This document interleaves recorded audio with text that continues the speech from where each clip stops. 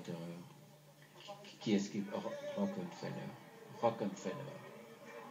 Mike Rockefeller. Rockefeller qui était au volant à ce moment-là. Visiblement en contact avec une Ferrari, c'est un endroit hyper rapide, visiblement dans le deuxième droite avant Indianapolis.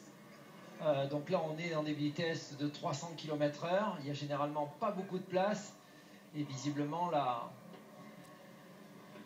Je crains le pire. Bah, pour l'instant on arrive. Messieurs, je crains le pire parce qu'il ne se passe rien. Oui, Jackie a un peu raison, c'est-à-dire que pour l'instant ça ne se passe La voiture elle a pris feu totalement, on a le sentiment en tous les cas. Et ici, autant vous dire que bien sûr tous les visages sont fermés, on arrive à percevoir rien du tout. C'est très dur pour vous comme pour nous, mais on craint le pire. Effectivement, Jackie a raison sur ce point. C'est très clair et très perçu. Les appels de phare, oui, il y a un changement de trajectoire.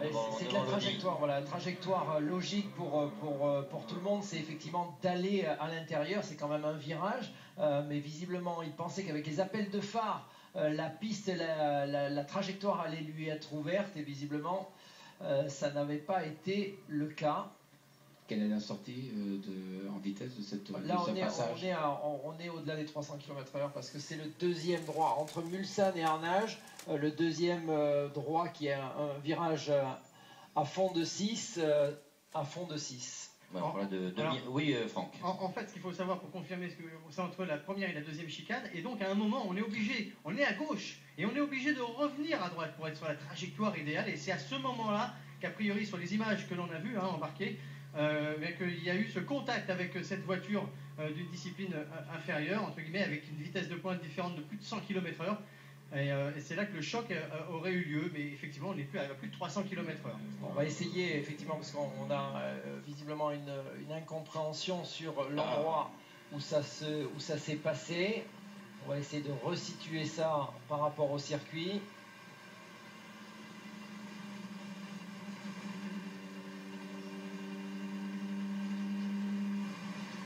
Il semble bien, enfin des images que l'on a, on a vraiment l'impression que c'est dans une zone dans la forêt, plutôt avant Indianapolis que la ligne droite. On va essayer d'aller pêcher l'information pour avoir cette confirmation. Excusez-moi messieurs, mais j'ai un témoignage d'un pilote qui roulait. Tu roulais en même temps sur la piste et... Oui, je roulais, l'Audi venait de me doubler quelques virages avant. Et je suis arrivé, c'était un nuage de fumée, on voyait plus rien, je ne savais pas où passer. Donc j'ai levé le pied, je suis passé à gauche, coup de chance, parce que le crash était à droite. J'ai vu une coque avec un pilote qui sortait et du feu autour, mais c'est tout ce qu'on voyait. Il y avait des débris sur toute la piste, il restait rien de la voiture. Tu nous confirmes bien que le pilote est sorti?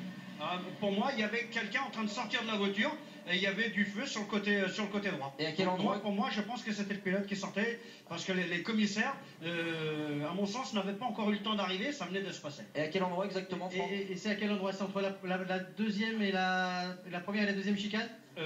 C'est en revenant après Indianapolis, en revenant vers les virages proches. C'est un petit peu plus loin, alors c'était ni dans la ligne droite, beaucoup, ni dans Indianapolis. Du GMB Racing, mais malheureusement c'est toujours... Je n'ai jamais vu un silence tel dans les stands ici aux 24 heures du Mans, messieurs, avec plus aucune voiture qui passe, et dans les stands tout le monde est bouche bée devant les écrans de contrôle. C'est quelque chose qui est très difficile à vivre. Voilà, l'interrogation totale autour de Mike Rockefeller, le pilote de cet Audi numéro 1 à ce moment-ci de la course.